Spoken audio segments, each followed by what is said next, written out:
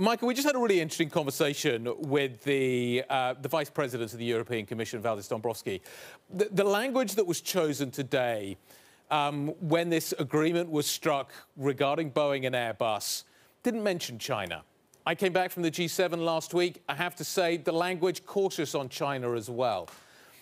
Can you walk me through how you can view China as an adversary in certain areas and expect cooperation in others? Does simply not mentioning its name fulfill that objective? No, and I think it does reflect the fact that some of the European nations have different views of China than, for example, we do our other countries.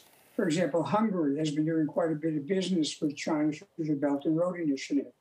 Germany, as I think you may have said earlier in the show, has a little bit of a more mercantile attitude to China.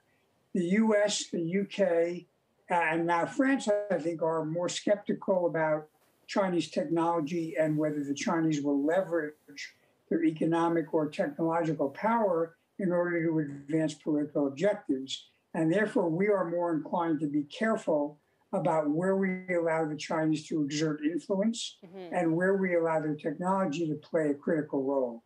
So I think that there's a general understanding China is a rival, but the degree to which we're concerned about national security issues does vary among members of the Atlantic Alliance. So is it going to be possible to apply the correct amount of pressure on China if the EU and the U.S. aren't 100% in the same book, on the same page?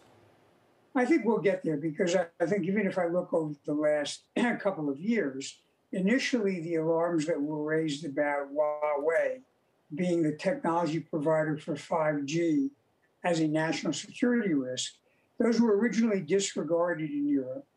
But over the last couple of years, the UK came along to basically restricting Huawei. France came along to doing that.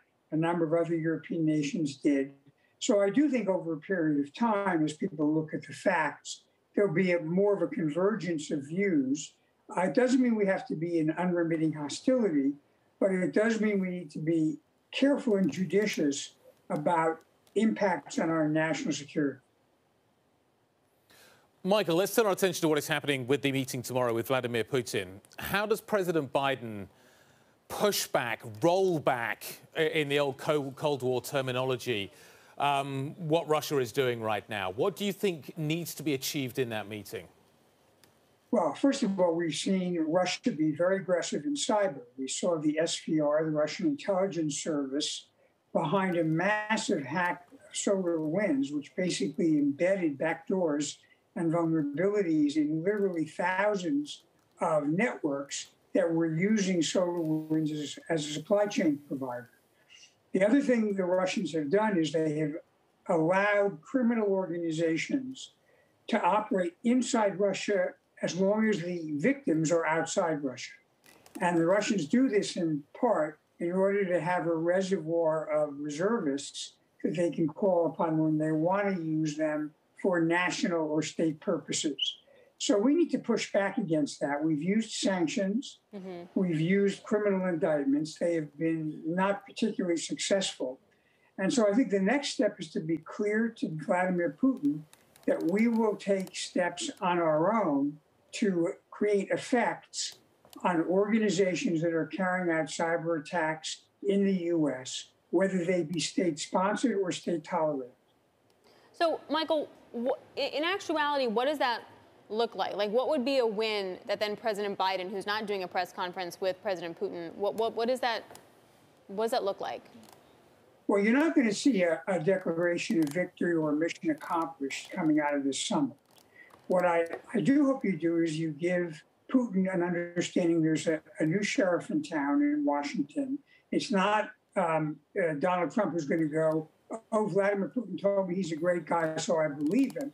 It's going to be someone who's appropriately skeptical and understands what the American red lines are. It doesn't mean there aren't some areas of cooperation, for example, arms control and similar areas, but it means we need to be clear-eyed, and I think that is the message that will come out of this summit. And it's not going to be a dramatic reversal of the relationship we have now, but it may begin to check the erosion of norms that have allowed the Russians to be more aggressive over the last 4 years. Let's come back again, Michael, to this issue of how aligned Europe is with the United States when it comes to, this time, Russia. Again, Germany, more mercantile. We've got Nord Stream 2. We still haven't figured that out. Angela Merkel's going to Washington, hopefully, to find a solution.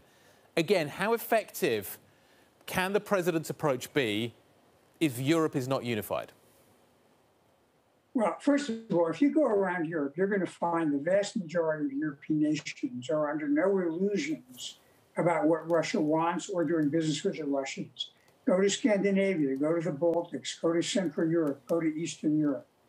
They, by and large, understand very clearly that Russia is aggressive, is overstepping in Ukraine.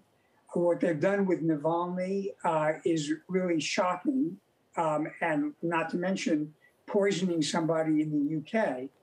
So I think perhaps Germany is the only major European nation, perhaps Italy as well, that has a somewhat more ambivalent attitude to Russia. And I think eventually they're also going to have to be realistic that Russia is not simply going to become a constructive member of the community of nations unless some stick that is used to get them to conform their behavior.